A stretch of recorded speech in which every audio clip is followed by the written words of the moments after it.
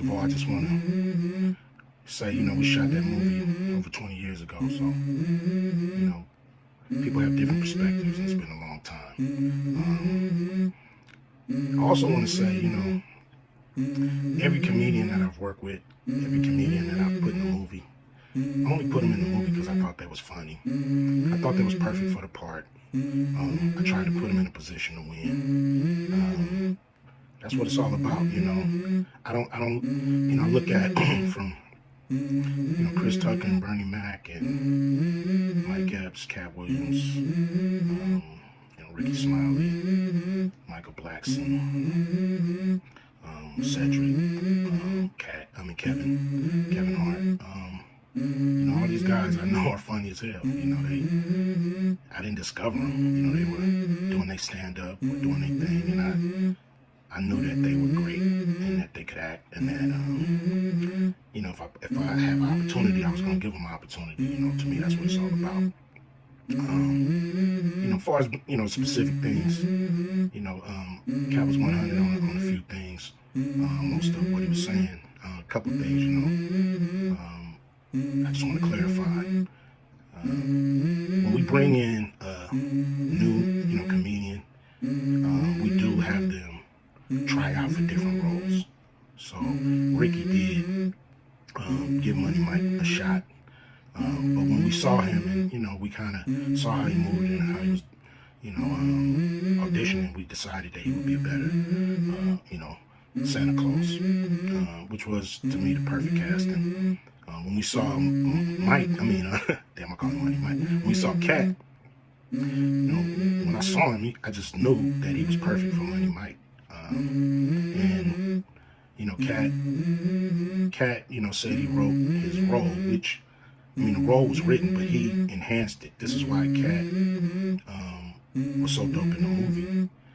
Money Mike had a small role, about as big as the Santa Claus role, but when we started filming, he was giving us such magic that we kept expanding his role and giving him more to do because he was on point. When we shoot these movies, for one, the scripts are fire, or they wouldn't even do it. The scripts are laugh out funny. But we shoot the script, but once we get what we need from the script, we let the comedians ad-lib, riff, play with the words, do their thing. We give them a take where they can, or 2, 3 takes where they can go off and do what they feel. Sometimes it makes the movie, sometimes it don't. When somebody gives you jewels, you want to try to make sure that makes the movie. So in the movie, there's second thing I want to clear up. I would never shoot a rape scene in a movie, especially like Friday, where you actually see this happening on camera. That ain't my style. If you check out any of my movies, they're not raunchy. We did a movie called Players Club where the subject matter was a little raunchy, but for the most part, even that, we left it to your imagination. So the only reason that kind of stuff is in the movie is because you have 3 villains in Friday After Next.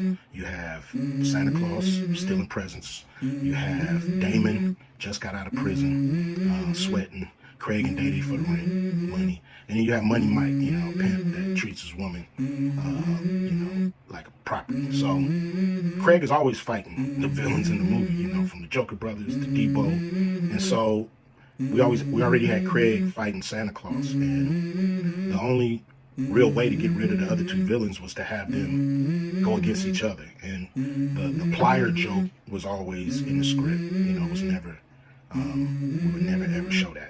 That's not my style if you look at any of my movies. So that was never a discussion. We, at that point in everybody's career, we would listen to a certain extent, but we wasn't gonna change the movie for any actor. We do what we feel, and if it was a rape scene, it would have been in the movie. There was no reason not to shoot it, but that's not my style. I don't even like that kind of shit in movies on camera.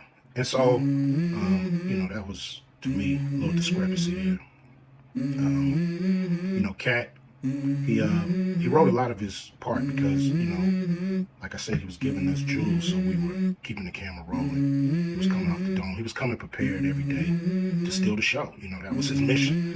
And, you know, that's what he did, you know, with the movie. And it launched his career, you know. And I'm proud of the movie. I'm proud of all the guys who've, you know, come through, you know, Acute Vision production and went on to do bigger and better things. And look, you know, a lot of people are talking about pay and how much they was paid on these movies that were extremely low budget. You know, most of these guys work a couple of days, you know. And when you're doing a movie, there's over 100 people working on the movie that need to get paid.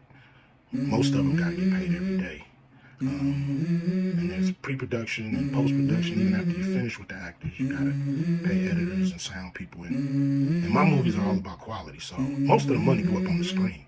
I'm not giving you no bullshit. I'm not giving you no low budget, you know, shit you can laugh at because it's so cheap. So, you know, we try to put all the money on the screen. And so any actor that's mad at what they got paid, you know, just look at what you was doing. Look at where your career was at the time. Take a look at where it is now. And Friday has something to do with that, I believe. And I put a lot of people in movies, but they ain't never put me in a movie. So take that for what it's worth. You know what I'm saying? I've given a lot of these guys opportunities. And I still act, so I'm waiting for a call. I ain't got to produce everything or write everything. I got love for all the comedians that I've worked with. Got, you know, much love for Katt. You know, he spoke up for me a lot, and I just wanted to be clear and clarify some things. And shit, man.